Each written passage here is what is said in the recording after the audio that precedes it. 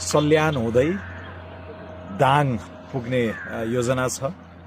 पार्टीको कार्यक्रम र यो विकास निर्माणका सबै आयोजनाहरू अवलोकन गर्दै पनि आइरहेका छौँ।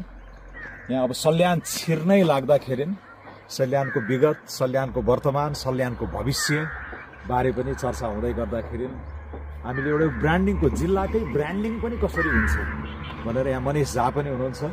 हामीले सल्लाह गर्दै आउँदाखेरि अब यो जिल्ला अहिले टिमुरको लागि चिनिएको, अहिले यहाँ विकास निर्माणमा प्रयोग हुने खोटो, यो सल्लाहबाट आउने टर्पेन्टाइनदेखि लिएर पिच गर्दाखेरि प्रयोग हुने कुराहरू, भोजपुरपछि सल्यानको खुकुरी पनि प्रख्यात भन्ने कुरा आयो, अदुवाको पनि चर्चा भयो।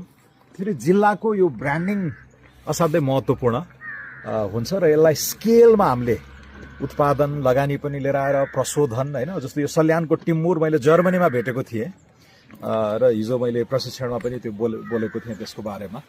सो यी साना साना उदाहरणहरूले पनि अलिकति त्यो आशाको झिल्को बाल्न सक्छ जस्तो लागेको।